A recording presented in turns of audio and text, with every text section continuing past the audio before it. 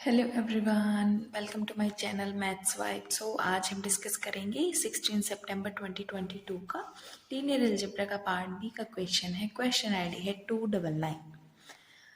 Late R be a field of real number and V be vector space of real polynomial of degree at most 1। मतलब we जो vector space है उसमें हमारी constant आ रही है और लीनियर पॉलिनोमियल आ रही है with real coefficient. Consider the bilinear form. हमें एक बाइलिनियर फॉर्म डिफाइन की गई है। Inner product of F and G is equals to integration of 0 to 1 F X into G X D X. हमें बताना है कि कौन सी स्टेटमेंट हमारी ट्रू है। सो फर्स्ट ऑप्शन है for all non zero real number A and B there exist C such that A x plus B and X plus C belongs to V are orthogonal to each other. चारों options में हमें orthogonal की बात की गई है, मतलब कि इनर प्रोडक्ट जो है एफ एंड जी का वो हमारा जब जीरो होगा तब वो वेक्टर्स हमारे ऑर्थोगोनल होंगे। सेकंड में बोला गया for all non zero real value B there exist infinitely many real number C such that X plus B and X plus C belongs to B are orthogonal to each other. Third for all positive real number C there exist infinitely many real number A and B such that A x plus B and X plus C are orthogonal to each other. Fourth, for all non-zero real number b, there are infinitely many real number c such that b and x plus c are orthogonal to each other. हम one by one deal करते हैं। First option में हमें दिया गया a x plus b और x plus c. So first a x plus b comma x plus c क्या हो जाएगा, integration 0 to 1 a x plus b x plus c d x. ये हमारा जीरो आना चाहिए, ये जीरो आना चाहिए, मतलब सीधा हम इंटीग्रेशन कर लेते हैं। a/3 प्लस में ac/2 प्लस a/3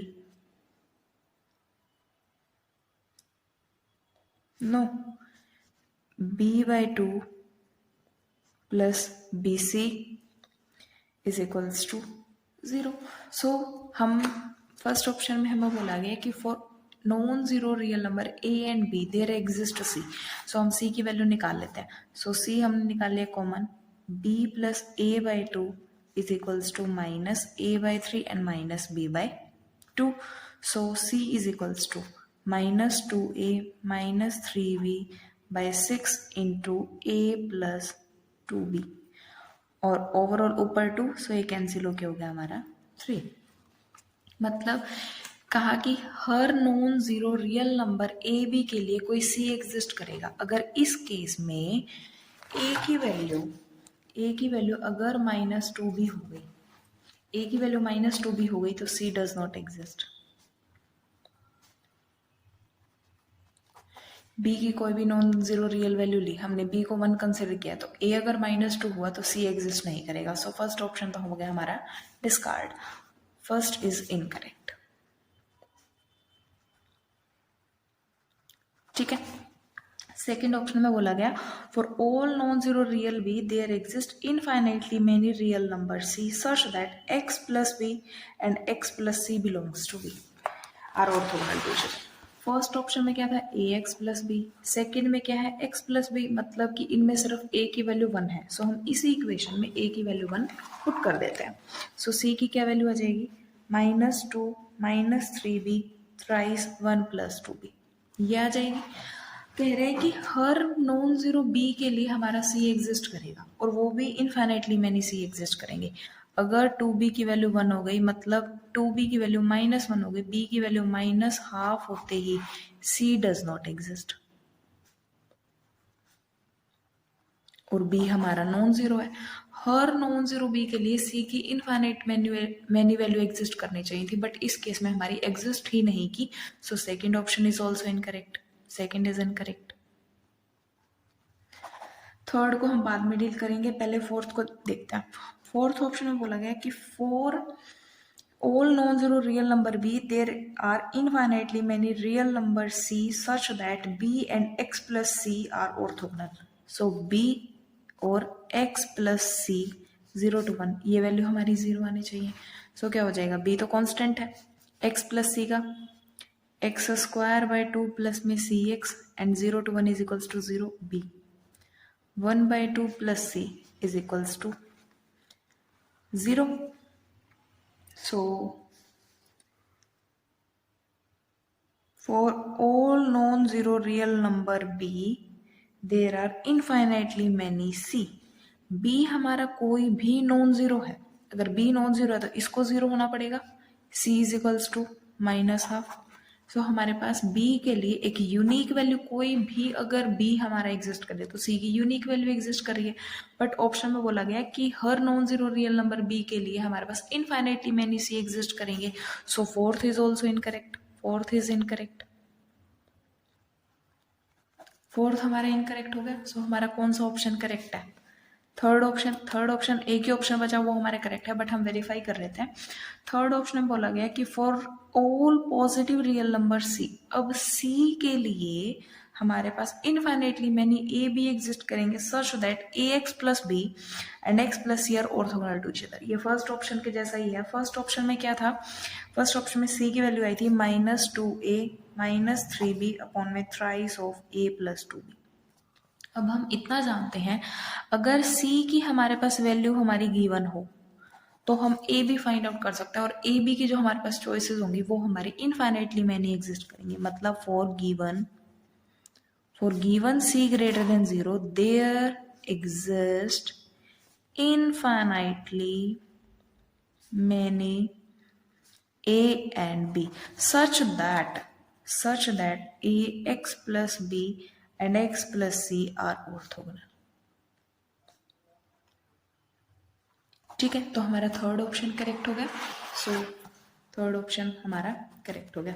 और जो नेक्स्ट ए हमें कोई एक मैट्रिक्स दी गई है, रियल सिमेट्रिक मैट्रिक्स है, 3x3 ऑर्डर की है, एक क्वाड्रेटिक फॉर्म डिफाइन की गई है, q x1 x2 x3 is x transpose ax where x is x1 x2 x3 transpose.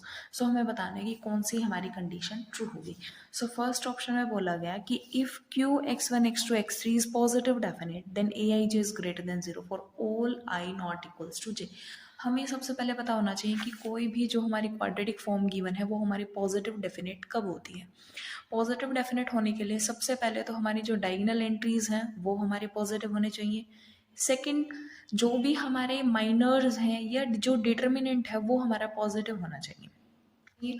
Overall matrix का डिटर्मिनेंट हमारा पॉजिटिव होना चाहिए, तब हम बोलेंगे कि कोई भी क्वाड्रेटिक फॉर्म हमारी पॉजिटिव डेफिनेट होगी। इसने बोला कि अगर q x1 x2 x3 positive definite है तो जो नॉन डायगोनल एंट्रीज हैं वो हमारी पॉजिटिव होंगी। सो इसको प्रूफ करने के लिए हम एग्जांपल कंसीडर कर लेते हैं। फर्स्ट के लिए हम आइडेंटिटी मैट्रिक्स ही कंसीडर कर लेते हैं, 1 0 0 0 0 1 0 0 1। ये हमारी पॉजिटिव डेफिनेट है, पॉजिटिव डेफिनेट है, बट जो नॉन डायगोनल एंट्रीज हैं वो हमारी जीरो है। बस फर्स्ट में बोला कि अगर पॉजिटिव डेफिनेट है तो कंफर्म है कि ए आई जी हमारे पॉजिटिव होंगे, तो फर्स्ट हमारा डिस्कार्ड हो गया। Next, if Q x one x2 x3 positive definite है तो a i i greater than 0 for all i. ये हमें पता है कि अगर किसी भी क्वाड्रेटिक फॉर्म को पॉजिटिव डेफिनेट होना है तो ये कंडीशन मस्ट है कि डायगोनल एंट्रीज हमारी पॉजिटिव होनी चाहिए। सो सेकंड हमारा करेक्ट है। थर्ड देखते हैं, अगर ए आई जे हमारे पॉजिटिव हैं for all I not equals to J then Q x1 x2 x3 is positive definite. अगर सिमेट्रिक मैट्रिक्स है, ठीक है, और सारे नॉन डायगोनल एंट्रीज पॉजिटिव हैं तो वो हमारी पॉजिटिव डेफिनेट होगी। थर्ड ऑप्शन के लिए अगर हम कोई भी मैट्रिक्स ए कंसिडर कर लें, 0 0 0 1 2 1 2 3 3 is not positive definite, is not positive definite. Non diagonal entries सारी पॉजिटिव है, सिमेट्रिक भी है बट पॉजिटिव डेफिनेट तो नहीं आई। सो थर्ड ऑप्शन हमारा इनकरेक्ट हो गया। फोर्थ ऑप्शन में बोला गया, फोर्थ ऑप्शन में अगर डायगोनल एंट्रीज हमारे पॉजिटिव हो जाए तो क्या वो पॉजिटिव डेफिनेट बनेगा। हम एक ऐसा एग्जांपल कंस्ट्रक्ट कर लेते हैं जिसमें डायगोनल एंट्रीज तो हमारी पॉजिटिव है बट फिर भी मैट्रिक्स जो है वो हमारी पॉजिटिव डेफिनेट नहीं है। इसके लिए हम क्या कंसिडर करें, 1 1 1 2 1 0 0 0 0। हमने डायगोनल एंट्रीज हमारी सारी पॉजिटिव है बट ये जो मैट्रिक्स है ये हमारी पॉजिटिव डेफिनेट नहीं है, क्योंकि इसमें जो 2 क्रॉस 2 का जो हमारा माइनर बन रहा है ना 1 2 1 1, इसका डिटर्मिनेंट जो है वो हमारा -1 है, जो हमारा पॉजिटिव नहीं है। माइनर्स का डिटर्मिनेंट भी हमारा पॉजिटिव आना चाहिए, तो जिसकी वजह से ये हमारी जो मैट्रिक्स है ये पॉजिटिव डेफिनेट नहीं है। सो फोर्थ ऑप्शन भी हमारा डिस्कार्ड हो जाता है। सो हमारा करेक्ट ऑप्शन है सेकेंड ऑप्शन। Thank you.